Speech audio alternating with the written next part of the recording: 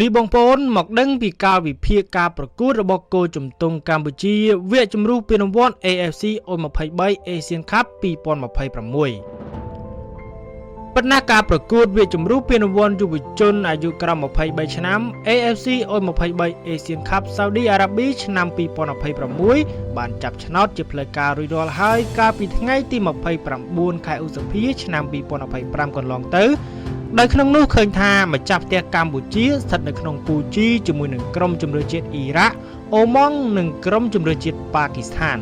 ហើយខាងក្រោមនេះគឺជាការវិភាគការប្រកួតរបស់ក្រុមជម្រើសជាតិកម្ពុជាអាយុក្រោម23ឆ្នាំដោយថ្ងៃទី3ខែកញ្ញាឆ្នាំ2025ក្រុមជម្រើសជាតិកម្ពុជានឹងត្រូវប៉ះក្រុមជម្រើសជាតិអូម៉ង់ថ្ងៃទី6ខែកញ្ញាឆ្នាំ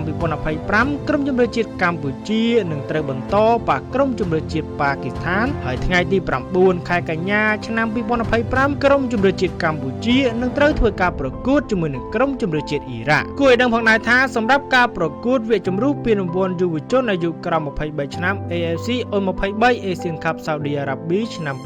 2026ប្រទេសនៅក្នុងតំបន់អាស៊ានចំនួន5នឹងត្រៀមរៀបចំជាម្ចាស់ផ្ទះដែលមានដូចជាកម្ពុជាមីយ៉ាន់ម៉ាវៀតណាមថៃនិងឥណ្ឌូនេស៊ីខណៈការប្រកួតនឹងប្រព្រឹត្តទៅចាប់ពីថ្ងៃទី1ដល់ថ្ងៃទី9ខែកញ្ញាឆ្នាំ2025គូបញ្ជាក់ផងដែរថាលក្ខខណ្ឌនៃការប្រកួតវគ្គជម្រុះនេះផងដែរគឺជ្រើសរើសយកតែក្រុមឈរលេខ1តាមពូជទាំងអស់ជាមួយនឹងក្រុមលេខ2ល្អជាងគេចំនួន4ក្រុមដើម្បីឈានទៅជុំចុងក្រោយដែលមានអារ៉ាប៊ីសាអូឌីតធ្វើជាម្ចាស់ផ្ទះដោយការប្រកួតនឹងធ្វើឡើងចាប់ពីថ្ងៃទី7